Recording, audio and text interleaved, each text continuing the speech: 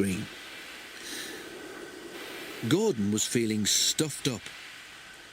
"It's the coal, Gordon," explained his fireman.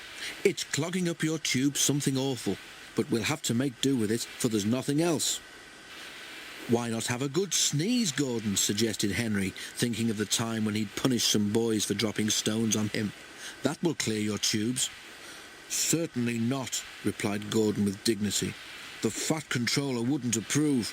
He didn't like your sneeze, I seem to remember." Next day, Gordon was nervous as he backed onto the express.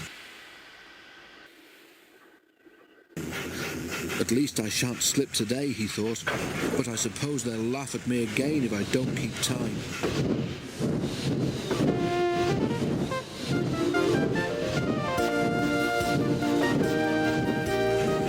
He needn't have worried. By the time he reached the junction, he was running nicely, and as he approached Edward Station, Gordon's fireman began to make up the fire.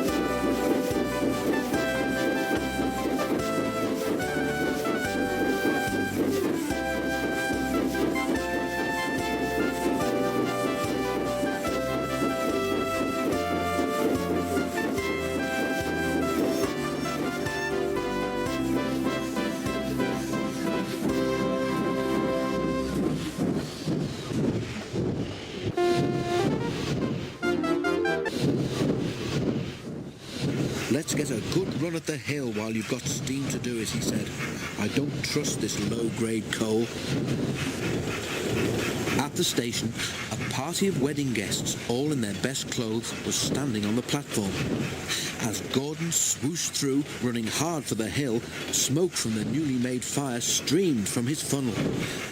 He disappeared into the distance and left a black smoke screen settling over the station. He disappeared into the distance and left a black smoke screen settling over the station. It covered everything, wedding guests and all, in a coat of soot and smuts. Waves to Gordon became shaking fists, and the wedding party hurried angrily to the station master's shaking fists, and the wedding party hurried angrily to the station master's office. An inspector came to see Gordon. His message from the Fat Controller was short, but not sweet. "It's not fair," Gordon complained to Boko.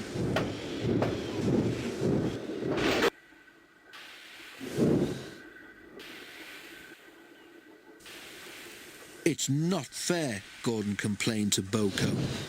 "How could I help that smoke? It's not my fault the coal's dirty." "Never mind," said Boko encouragingly. "Where would I be if I got upset every time someone called me smelly? It's not my fault the coal's dirty." "Never mind," said Boko encouragingly. "Where would I be if I got upset every time someone called me smelly? Anyhow, soot's good for the garden, my driver says." "But not for new clothes," muttered Gordon. Gordon was extra careful on the way home, but it wasn't his lucky day. The controller had broken a journey to the other railway to the way home, but it wasn't his lucky day. The Fat Controller had broken a journey to the other railway to apologise to the people at Edward Station. He had done his best and was waiting for another train when Gordon came by. As the express thundered through, a cloud of something flew from it and landed on the Fat Controller's new top hat. When Gordon reached the big station, there was another message waiting for him.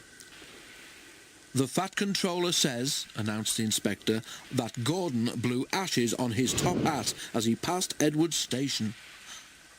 Gordon was horrified. "Wheesh!" he exclaimed indignantly. "I did not."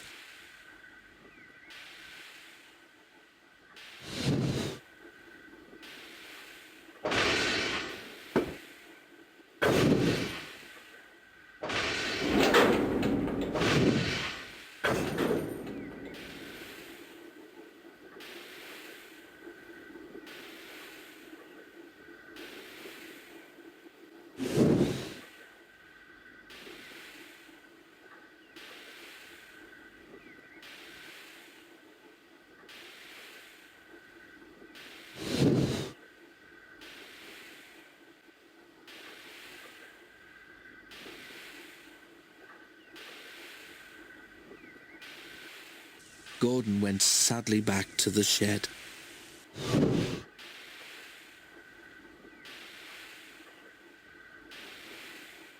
Gordon went sadly back to the shed.